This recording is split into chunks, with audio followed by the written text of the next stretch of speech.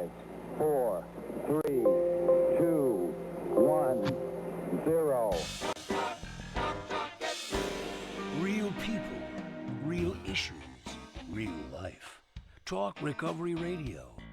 Live from the heart of the downtown east side, it's Talk Recovery Radio with Giuseppe Ganci and Darren Gaylor on Vancouver's Co-op Radio, CFRO 100.5 FM. From the streets to the studio, bringing you addiction recovery stories from real people with lived experience and real experts on today's issues. Tune in live every Thursday, noon to 1.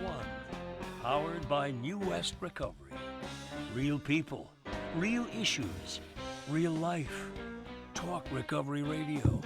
Good afternoon, Vancouver. Hello, my name is Giuseppe Ganci, and I'm here with my co-host, Mr. Darren Gaylor. Hey, Darren. How's it going, Giuseppe? Welcome, everybody. Doing pretty good, doing good. Welcome to the show. 8 years of shows, hundreds of guests, thousands of listeners. We appreciate all of you. And we get to talk recovery every Thursday. Thank you, Vancouver Co-op Radio, for giving us an opportunity to talk about recovery, which doesn't get talked a lot about in the social forum. If you like what you hear, want to support our show, you can go to coopradio.org and make a donation because there's no ads. So somehow they got to pay the bills. So you can go to coopradio.org and make a donation there. And you can even make it in honor of our show, Talk Recovery Radio, and it makes Darren and I look really good. CFRO 100.5 FM. Give it a listen. Keep it on the dial. Keep it in the memory. It's a good thing to support. We need all the support with the Co-op Radio. Yes. So for those of you that listened last week, I had a bit of a meltdown on the show. I had a couple of tears, but I'm okay. Thanks for asking. I wouldn't call it a meltdown. Was it? Okay. All right. In my world, I was just like, what am I doing? Get off of here. So, but thanks for checking in on me, Darren, and to the thousands of you on Instagram and Twitter. Just kidding. So we're going to talk with an amazing guest coming up, but I just want to give a shout out to everyone. This show is put on by New West Recovery, which is made up of Last Door and Westminster House out in New West. And big deal last week. We had a 25th anniversary celebration that took place for Last Door's youth program, 25 years of helping kids 13 to 18 recover from the harms of addiction and their families as well, because it's a family program there. So A, everyone that attended, B, all the volunteers, Miles, Miles Murphy Music on Facebook, who did a great job, an alumni who just has an amazing voice. He did great. All the speakers, Ryan, Jeremy. It was pretty cool to hear Jeremy speak. He's like 15. I mean, I didn't talk like that when I was 15. Mm-mm. No, I didn't talk like that when I was 15. Exactly, yeah. Like recovery does more than just like help you stop using. Like, I mean, he sounded like wisdom. an adult. I know. It's just like, yeah. Jeez. Insight, awareness, wisdom. You were there, Darren. Did you have a good time? Had a great time. Brought my kids, brought my 6-year-old, my 4-year-old. They had a blast. They did. Yeah, they did. They had a great time, and they're just the two of the cutest kids out there too. So right on. Thanks for coming, Darren. And got a lot of events coming up. I'm living in a post-COVID world, possibly a pre-monkeypox world. We'll see what happens there. But we got lots of events coming up, and we'll talk about those towards the end of the show. We'll talk about Pride, Clean Sober Proud, Recovery Day, Family Day, lots of stuff going on. And we'll also have a bit of a conversation on the news yesterday. Jason Kenney resigned. He's the Premier of Alberta. And my opinion on how that's going to affect Canada. I have an opinion. I rarely have an opinion, but I have an opinion now. So yeah, just my experience with Premier Jason Kenney, and we'll talk about that towards the end of the show. I'm going to bring on our guest, and while I do that, Darren, who can we talk recovery with today? Absolutely excited. We get to talk recovery with Dr. Donna Marks. She's an educator, licensed psychotherapist that offers concierge therapy, which I'm going to ask you about that. An addictions counselor in Palm Beach, Florida. worked with over 6,000 clients. Let's see here, became licensed as a mental health counselor in 1987, a doctorate degree in adult education, certified in addictions, gestalt therapy, psychoanalysis, hypnosis, and sex therapy. Also, if that's not enough, the author of multi-award winning Exit the Maze, One Addiction, One Cause, One Cure, and also wrote Learn, Grow, Forgive, A Path to Spiritual Success. Welcome to the show, Dr. Marks. Wow. Thank you. Thank you so much for having me. I'm very excited to be here. Now, also, you spoke about a personal journey that brought you into this realm, into this world. Now, I can only imagine you not being able to follow your own direction through your own writing and books to help you into the path of recovery or counsel yourself. So I wonder, what did you bring in? What worked, in your journey, and what didn't, that maybe inspired your writings and your course? Well, I think that there were pieces of everything that worked, including, my childhood, which was full of addiction with people who were taking care of me, and, the fallout that can happen from that in terms of how it affects children. And then being involved with people, being married to people, having children that struggle with it. And, the whole realm was part of what I learned. And then in my own process of recovery, having a lot of therapy, going on a spiritual quest, and all of that helped. Probably what didn't help is I really didn't understand addiction to its fullest.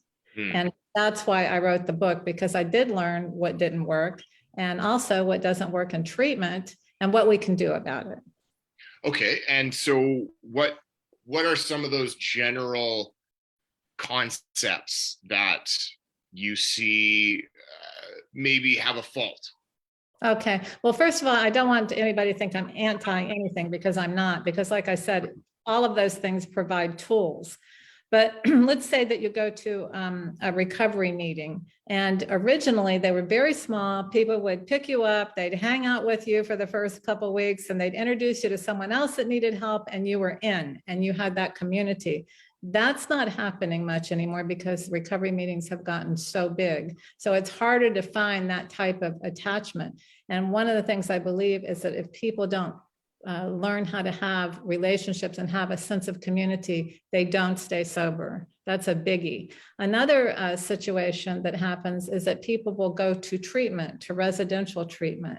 They may go where they live, they may go out of town. Regardless, when they get out, they don't have the support system that they need. So one of the things that's, to me, really important is to establish those sponsorships, those therapeutic relationships, while they're in treatment, so that they don't have to pick up the phone and cold call someone or meet someone for the first time when they're back out in the same environment that they left before they got there. Now, one of the things that treatment centers are doing is having extended treatment. But again, at some point, you still have to be re-emerged back into life. And so that having those connections with someone that you can work through issues with, a therapist, having friends that are sober, and learning how to have a wonderful, happy life. You do everything you did before, you just do it sober.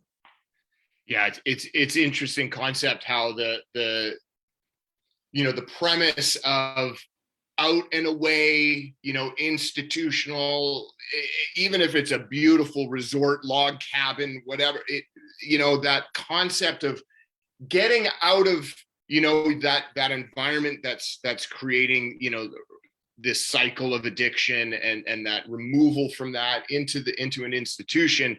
It has its benefits right there, a big change of environment. But like you say, does it offer a transitional experience, the relapse prevention experience prior to actually leaving, and not just throwing you out of the boat and hoping that you swim all by yourself? Absolutely, because addiction, what happens is, I call it that invisible hole. It's that feeling that something's missing. And even when people get sober, what happens is that hole is still there. So until they learn that, this is another huge thing that I'm trying to convey as I, work with treatment centers, is that the addiction just moves around. You have somebody who comes in for alcohol and they leave and they start eating, or you have someone who comes in for cocaine and they get out and they start gambling. Whatever kind of effect they're trying to get, it just transfers around. So, every addiction, in my opinion, is a substitute for love. So what I do in my concierge practice, which is for people who don't want to go to residential treatment, or they've already been to all the best, is to really help them to learn how to have a relationship, but how to love themselves as if they were a child, and they have to learn those concepts for the very first time. Right. How to care for their bodies, how to care for their psychological health, and most importantly, how to be a friend, how to be in the we program of life. Well, yeah, I mean, addiction is you live and work and breathe to use. So the opposite of that is now you do this recovery, and it can't just be that 1 hour meeting you have with a person online. It has to be that, and you start, we teach here too. You got to start living recovery throughout your entire life, and when you're new, that means everything. And as you get more years under your belt, it's still everything. It's not like you can do less of it and so forth. And that's, kind of one of those things that I hear you saying is like, it's not just, talk to Dr. Donna Marks for an hour and you'll be fine. It's like, talk to Donna Marks and, have friends, because like when it's Friday night and it's 11 o'clock and you feel like using, I mean, I don't know if you're on call all day, Donna, but you need people. You need people, you know what I mean? And you need, and you need people that you actually care about, that will care about whether or not you return to use or disappear and all that. I love how you say it's a love. I loved drugs. Like I really did. That's what I talk about in the book. Like people say, I loved cigarettes. I loved being in love. I loved drinking. I loved it all. But that's not really love. I know. Well, and the effect that those things gave me. Love is an action word. It's not a feeling. And when you act as if you love yourself and others, you get a feeling that lasts, not that temporary hit. Mm-hmm. Right. And it gets confused when we don't define that word and what it looks like, how symptomatically, it looks like we love that substance or that thing that we're trying to access. I mean, often many parents, addict parents, are saying, but I love my kids, yet their actions speak that, okay, well, if you do, then you love drinking, heroin, gambling more. Right. And that hits because there's truth in that, but how could I stoop so low? How could I be so awful? And so we justify it, like we excuse it for this addiction. But I mean, I think there's an acceptance and there's a reality that's addiction. That's the power of addiction. It goes before everything. Yeah, everything. It does. Because our mind, we lose our brain. We lose our mind and our brain. Eventually, it becomes so dysregulated that it can't function without getting that hit from somewhere. Right. So what we have to do through self-love is learn how to nourish the brain, how to heal the brain and the heart. We don't just bypass what happened, but we don't live there either anymore. We don't live in the pain and suffering. We deal with it, we address it, and we move forward into forgiveness. Because parents, I made mistakes, my parents made mistakes, the grandparents, it's intergenerational. And so, sometimes there's too much focus on healing the wounded. We have to do it. We absolutely have to do it, but we also need to do it in such a way that we move beyond that into forgiveness. And it's a process. Love that. And, the idea of the substitute for love and, loving oneself is the way out.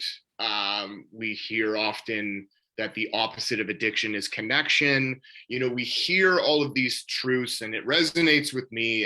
It's an experience in my life. However, our healthcare system up here in British Columbia is very medically driven. And as a doctor yourself, and you're dealing with clients, I'm sure, that are requiring detox, like all the initial symptoms of addiction are going on.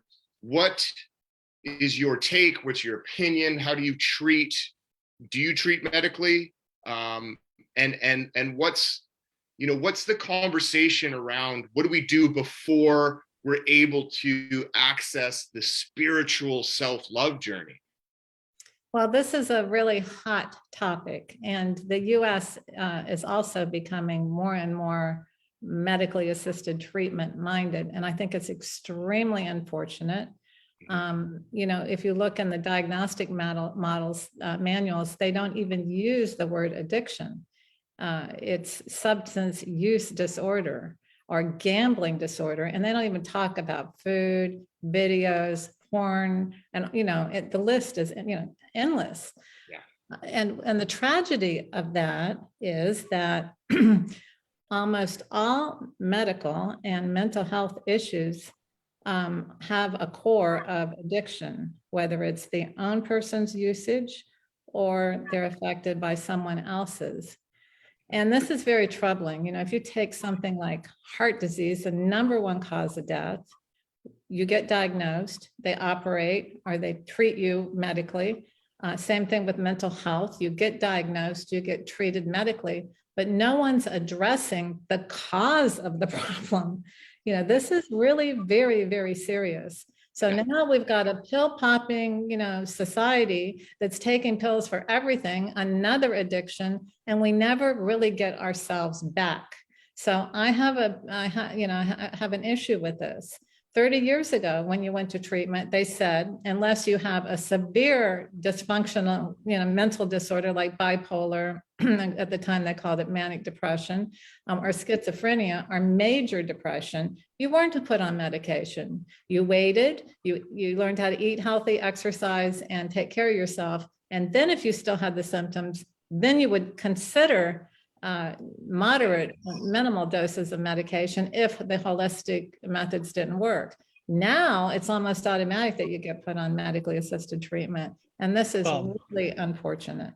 I mean, I don't know what the climate's like where you're at, but here you can't even go to detox unless you agree to take a plethora of meds.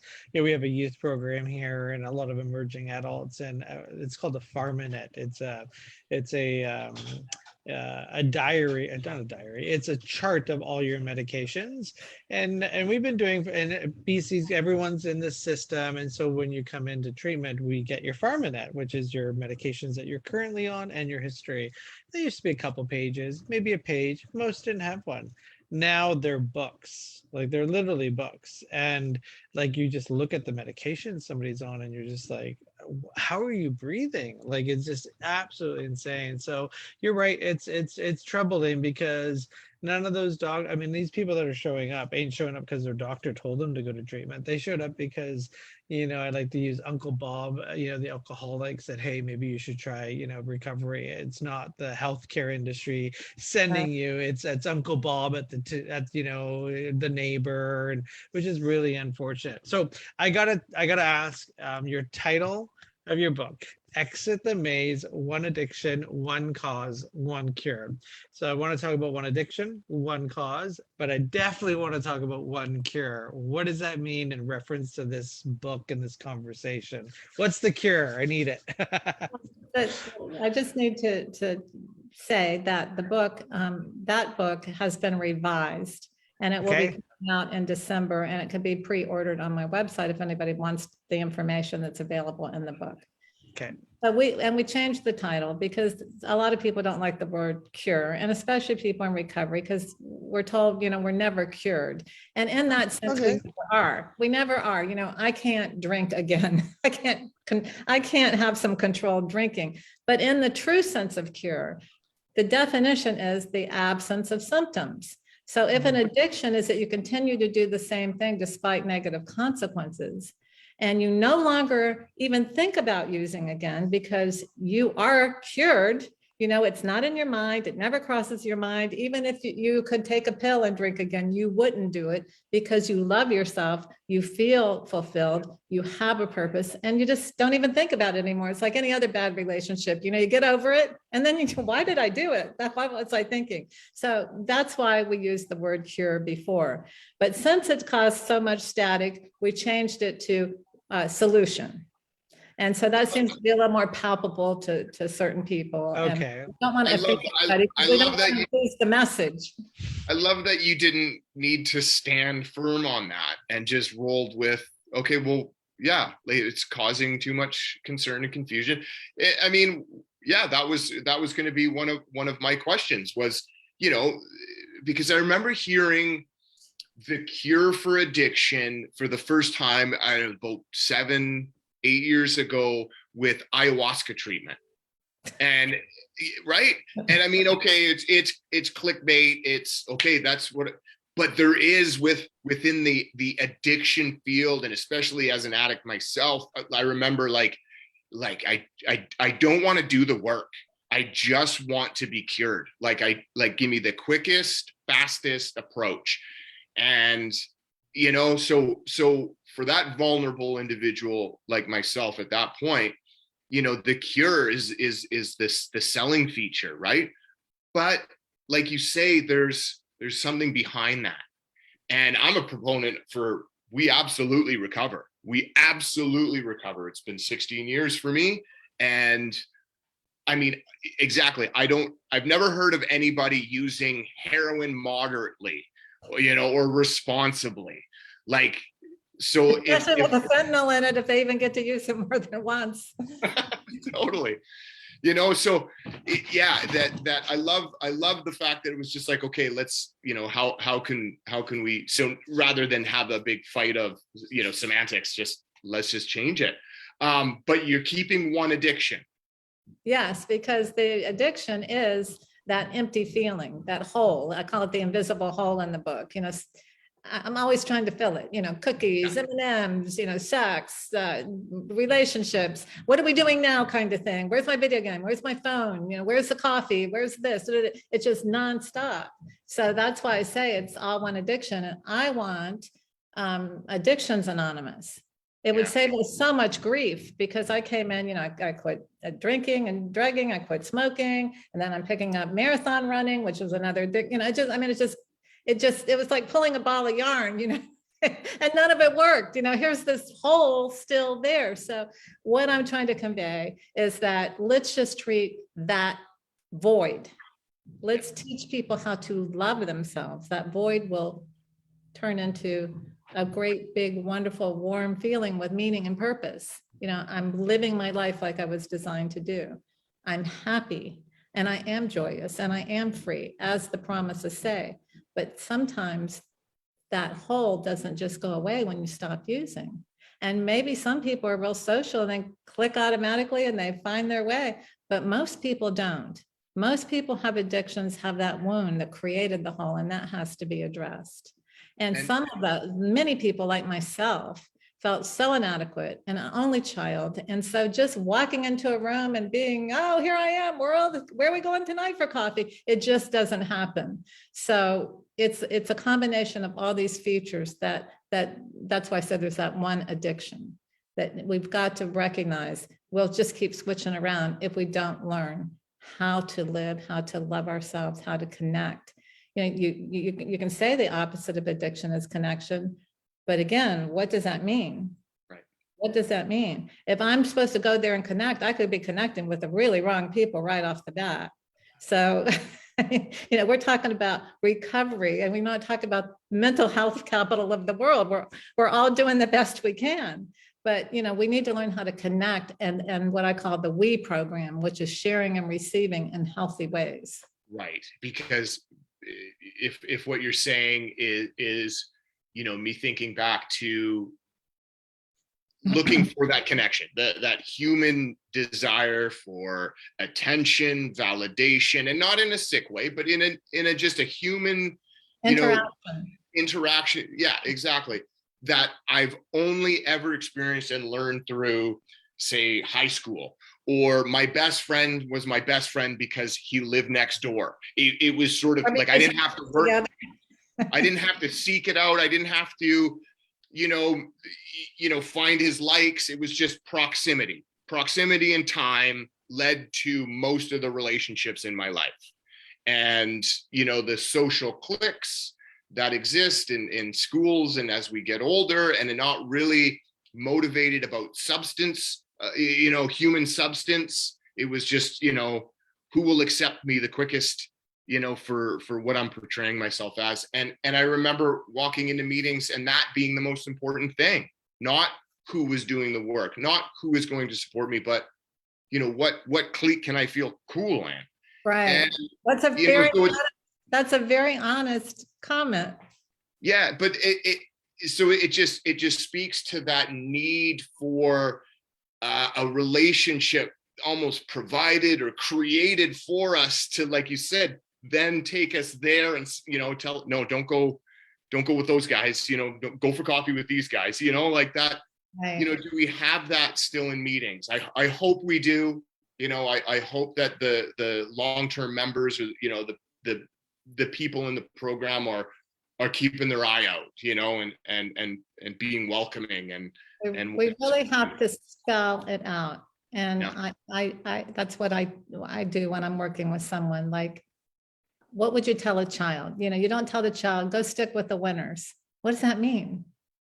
Does that mean the straight A students? What does that mean? So Right. what defines a winner? What does that mean? And when you say stick with them, what does that mean? And what does it mean to have don't get involved too soon, be friends first? What is a friend, of the opposite sex? What does that mean? So, these things have to kind of be spelled out. And you have to, we don't do it. We make the mistakes, but that's okay too, because we're children again and we're learning, so that's where we have to just kind of grow through those experiences and don't use over them. But that, we go through in recovery, we go through the whole learning process again. And this time we need to have the information that will get us to being a winner. And being a winner means that hole is healed and that we are sharing and receiving. We're not out to get anymore. We're not trying to get anything. We don't need to get anything. We can provide for ourselves. And I want people to be inspired to do that, to heal and make a contribution like you guys are. You have your show. That is such a valuable contribution and it gives you meaning and purpose. But all of us have that. And so when we become in this place of love, which I call spirituality, that way people don't turn their ears off. I just say God is love and let's just take it there, and you can take it wherever you want from there. But when we are there to share and receive love, not drugs, not alcohol, not sex, not any of these other things, then we are sharing on a level that is mentally healthy and emotionally healthy. And we just keep growing from there. I appreciate this conversation so much because I just remember I spent years trying to find the cure. And it was either a holistic approach, right? The sort of, spiritual, Right. Guru type people that, do, sound therapy or sonic therapy. And yeah, it seemed like, okay, I got way more of a hardcore thing going on that's going to be cured by a music bowl. But there was that, or there was, a clinical therapist, an addictions counselor. And it was sort of, we weren't talking about connections. We weren't talking about spirituality. We were talking about, cognitive behaviors and how to reframe and things like that. Very one-on-one. You sound like you're sort of amalgamating, these approaches together. Is this, that component of what was missing for you, and this is you tuning it into what works? Yes. I guess that's a good way of putting it. On my own quest, I learned so much. I'm not criticizing anything. It's Right. all good. But it can also, the quest can also become, another addiction like it was for me. So we have to break it. That's why I said we have to break it down. You know, we have to break it. I don't need to go to 10 places all over the world that offer spirituality and package different ways. You know, I don't have to spend 3 years in marriage counseling to understand how to have a relationship. You know, so just breaking it down to basics, like you would teach, you know, a 5-year-old, a 10-year-old, a 15-year-old through the stages, teaching healthy skills of life. Which has been, I mean, you know, family GPs that, you know, maybe did 2 months of reading around addiction, you know, like, is this such a big problem? I mean, do we need doctors or, you know, psychotherapists, therapists, counselors? Do we need them to have gone through this? I mean, you know, what is? It's a huge problem. We've got a person that's depressed. They go to the doctor prescribes them an antidepressant. Are they anxious? So the doctor prescribes an anti-anxiety, a benzodiazepine, and never asks, how much do you drink? Do you take pills? Are you on any pain medication? Never asks. If they do, it's on the chart. How much do you take? Well, here's some more pills to cover up the symptoms of those pills and the alcohol or whatever. So that's huge because they're not trained. And I don't even know if everybody cares, actually, because it's so much easier to just, you know, just like with the medical issues, it's so much easier to treat the symptoms than the cause. Right. So, you know, then you go to the other problem is you go to an addictions counselor who isn't trained in mental health. So sometimes they're just saying, you know, you might be suicidal, but just go to more meetings. You know, and so they go to more meetings and they don't get any better. So it's just, it could be a vicious cycle. Or someone goes to treatment and again, you know, they get all this medication that they may or may not need, and then they're stuck because coming off of even non-mood altering antidepressants is a nightmare. So, you know, I've worked with people that they had a much easier time coming off of heroin than they have coming off of an antidepressant. So it's just a real dysfunctional system. It just seems insane that like the use of a therapeutic community or residential treatment, like where the safest place to be able to manage medication, you know, wean off, you know, like diagnose and assess someone, you know, 3, 4, 5, 6 months abstinent. And yet, you know, a lot of the models are, well, let's get you even a month abstinent while they're in treatment. You know, like let's try nutrition, let's try supplements, let's try exercise, let's try learning how to care about yourself. Let's learn how to process your feelings. Let's learn how to get things out in a healthy way. Let's learn how to communicate effectively. I mean, let's try those things before we just start pouring on the pills. Now, not all treatment centers do this, but it is something that I keep talking about, and I'm not very popular for it, by the way. That's all right.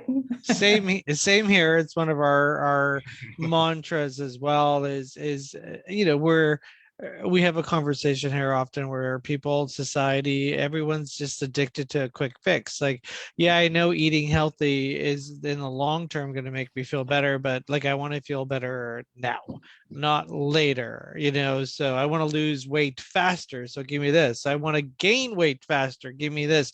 It's like, you know, so there's that constant, you know, I need that instant gratification of going to sleep. I want to go to sleep now. You know, a lot of times our guys, it's like, well, how much coffee do you drink a day? You know, did the doctor ever ask you that? Like, you're drinking coffee at 10 o'clock at night and you can't sleep. So how do you change that? And sometimes it's the simplest things.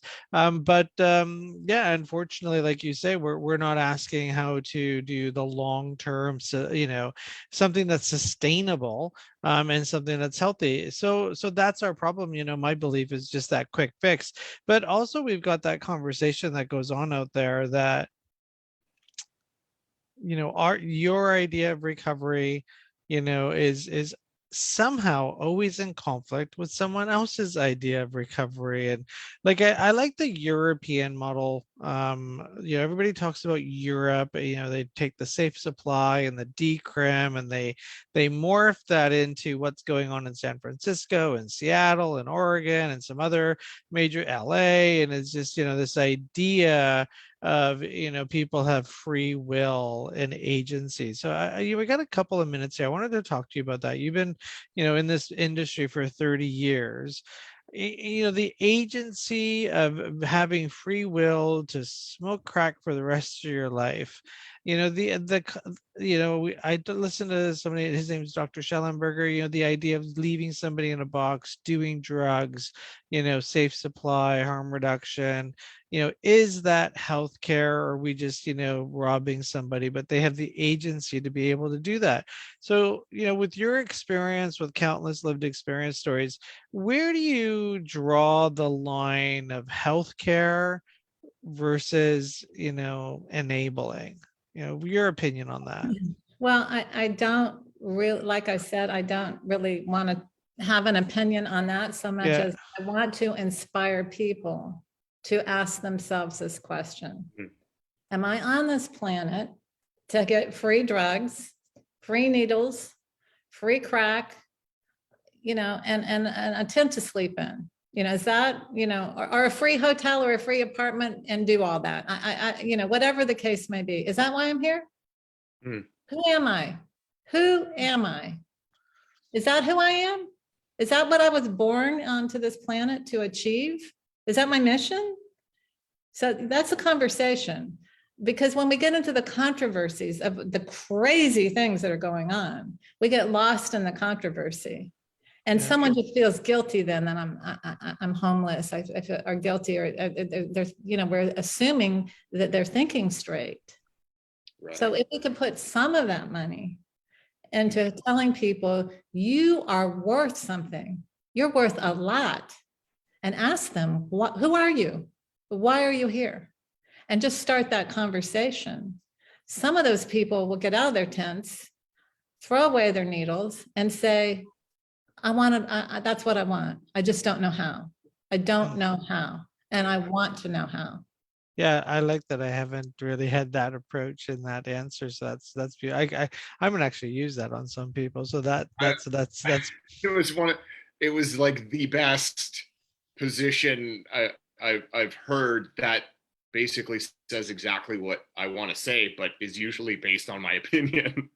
Right? Like, I mean, that's just it. Like, that's what I've been seeing our government and same in the US, the lack of that option, that position, and the person that's can ask that question. And then, if they do throw the needle down and step out of the tent, that there is a bed that can accommodate that right here. Right. And that's the frustrating part is our governments don't want to accommodate that, because they're not even offering that option, that inspiring, and to think that these people don't have the right to be posed that question. I do want to comment on the title of your book, though. There's another piece of the title that I absolutely love, the one addiction piece. Like, surprisingly, this is profound, because we have up here, I don't know if you have in the States yet, but we have, it's kind of sprung up a couple of years ago. They're called ministers of mental health and addictions with an S. And we're like, and the first minister of mental health and addictions was actually a friend of mine. It lives, like a couple blocks away. And I'm like, Judy, it's not addictions. Like, how could you create an entire ministry on this? It's addiction. It's like one thing. And there's minister of addictions provincially, federally, and it's like, here we have, this is one of our bigger issues. Is I'm just going to remove that prop that fell. There we go. All right. So like what is up with that? Like I mean this is the government, they're in charge of the portfolio of mental health and addiction, and they don't even know that there's like addiction is addiction is addiction. And then, like you say, like it totally annoys me that it still is the minister of addictions.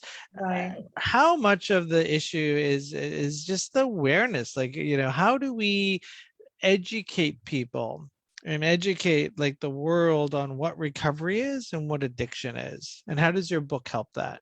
Well, because it talks about that, how, you can give up one and you just pick up another. And it talks about how we're trying to fill that emptiness inside, but it will never be filled from seeking it, it just won't. It'll just keep going on and on. And even if you're not using anything at all, then there's all so many other kinds of things to get addicted to, work and, exercise and whatever, the case may be. So I want to get quickly back to this point of the quick fix, that everyone wants a quick fix. I think people want a quick fix because they haven't been challenged in the question of, why do you want the quick fix? Because you don't like the way you feel, right? You're trying to get rid of a feeling, or you're trying to get a feeling. And so once people are recognizing that that's like pulling the petals off of a flower to try and get rid of your feelings. Your feelings are wonderful. It's why you're human. Let's learn how to embrace the emotions. Let's learn how to turn those into petals that flower, because they are the doorway to your heart. So we do want to get rid of the bad ones, and that requires us acknowledging them and working through them. But that is the quick fix in the long run, because once we learn how to integrate these parts of ourselves, we will be very comfortable in our own skin. We won't need a quick fix. We won't even want a quick fix, because we will be fixed. We'll be enjoying our lives. And you're defining recovery. I mean, that's what recovery is. Recovery isn't, oh, I haven't used alcohol in 20 years. That's part of it, but it's just living in the moment, good with or without, all these mantras that you hear when you're in meetings, but really it's just the ability, like you say, like I look back and sometimes I'm like in shock, like how did that happen? Like, oh my God, thank God we didn't have Facebook in the 90s. Like just it would have been horrible today for me anyway. I don't know about you, but like that's recovery, being able, I shared it once on the show too, is just looking in the rearview mirror of your car, and I have 2 car seats in my car, and just like I look back and I'm just like, you just have that moment. People are like, oh, when did you know things were different? I'm like, it just happens. You just look and and Realized you had been hijacked and you wanted to come back. yeah, exactly. So is your book intended for people that are in recovery, moms, like who should read your book? Okay. Yeah, for everybody, because I talk about codependency, which is another addiction. I talk about enabling and the difference between enabling and helping. And also I talk about how, I recently, back to your other question, I recently worked with someone who had a gambling addiction. And, he called for help. A treatment says, oh, we don't treat that kind of addiction. So like, once we realize there's just one, come on in, because if you give up the gambling, you're probably going to find something else. I work in a treatment center. I don't do counseling, but like we're friends. Like you need to come visit. Like we're on the same page. It's like, they're like, do you deal with gambling addiction? We're like, yeah. What's your gambling program? The same as the alcohol one. And, obviously there's a lot of pieces that go into that, but like learn from one another too. Because if you're not a, gambling addict yet, you will be if you don't, be careful. And if you're, I know people that screw yoga up, like they go to yoga twice a day. You're like, what are you doing? Stop it. You're freaking me out. Get rid of your mat. It's just weird. Stop it. Grams of fat and every piece of, yeah. And it all picks up, they coming off the street. Next thing you know, they're eating 5 chicken breasts for dinner, and it's just like, no, that's not right. Like that's unhealthy too, so yeah. It reminds me of that conversation we had last week on the show where our guest, described, I'm paraphrasing, but like the addiction is so much of the fear of discomfort. Once we've abstained, once we've stop gambling, stop drinking, stop. It's this hesitancy or this complete fear of any moment of discomfort, right? That's why we just want the cure. That like, I just need a 30-day program. I just need to stop doing this thing. Darren, it's cut down. I just need a 10-day program. Like it's Right? just 30 days is just too need a long. detox. Yeah. But you know what happens when people crazily think that I'm going to beat this thing. Yeah. When the work and the practices that allowing for discomfort, that building resiliency, that that building of character that may have been there when I was 6 years old. I found I had more character at 6 than I did at 26. Right. And because it didn't get contaminated yet with the illusions and the delusional systems. Right. And I think that whether it's a childhood of abuse or parents using, like it's always thought of as that person should be an addict. Obviously, it's obvious, right? Rather than the guy that was brought up in a wonderful family home and economically safe and but so there's all these different causes too. And I don't mean to spend a whole bunch of time here on this, but like, is that it? That one cause that we can all relate to, no matter where we come from, is like you said earlier at the show, the void, that hole. Yes. Right. Whatever the experience is. Right. So if you think about it, I mean, some people say it's a brain disorder. I do not believe that all these hundreds of millions of addicts are born with brain disorders. I just don't believe that. That just doesn't make any sense at all. I do believe your brain gets disordered from a dysfunctional environment where you're subjected to trauma that isn't healed and too much stress and survival types of things. And also as you go out through life, when your body's injecting you with hormones and catecholamines and adrenaline and you're living like this all the time, of course your brain gets disordered, but I don't believe we're born that way. I believe that what happens is that as a baby comes in and the environment is not designed in a suitable way to foster the feelings that there's enough love, there's enough food, I'm warm, I'm cozy, I'm held, I'm affirmed, I'm acknowledged. And when I screw up, they explain to me why that's not good behavior. They don't hit me, they don't scream at me, they don't tell me I'll never amount to anything, all these things. So that's how it's like punching, your heart and getting holes and that void gets bigger and bigger. So that's the cause that I'm talking about in the book. And then if that didn't do it, if someone starts using and they start abusing themselves, that'll do it too, even if they did have a fairly decent childhood. Like you keep violating your own physical system in your brain with drugs and alcohol and overstimulation or whatever else the addiction is, that creates the hole too. So whether you had a great childhood and you become an addict, which is rare, or you just, had the trauma early on that was never addressed and never healed. It's impossible to live a trauma-free life. I mean, we're all going to have disappointments. We're all going to have breakups. We're all going to get fired. We're all going to have our turtle die, our favorite dog, our best horse, our best friend. I mean, that's not the issue. The issue is when it isn't properly addressed. I mean, I hate to say it, but a lot of people get addicted because they like to do fentanyl. They like to do heroin. They like to do crack, and then it gets bad for them. I mean, I remember when Gabor Mate, I know him and he spoke at our conference, but everybody went on this trauma. It's trauma and trauma. Everybody's trauma. It was just like, slow down, everybody. Slow down. You're addicted to this idea. Like it's trauma for some people. But really, like a lot of people just like heroin and they got bad for them. And, trauma is part of it. But all of a sudden it just created this world where everybody wanted trauma counseling. And it's just like, wait a minute, we need to have a conversation about what trauma is and so forth. So I know that's another topic. We're talking to Dr. Donna Marks. on Talk Recovery Radio. Thanks for being on the show. And a new version. What's the new book title going to be called? Exit the Maze: One Addiction, One Cause, One Solution. You can go to her website, drdonnamarks.com, for more information. Lots of information there, lots of links and so forth. So definitely a great title for a book. Free meditations, and I do a weekly blog. They're all posted there. You can sign up to be on the registration list and get those to your email.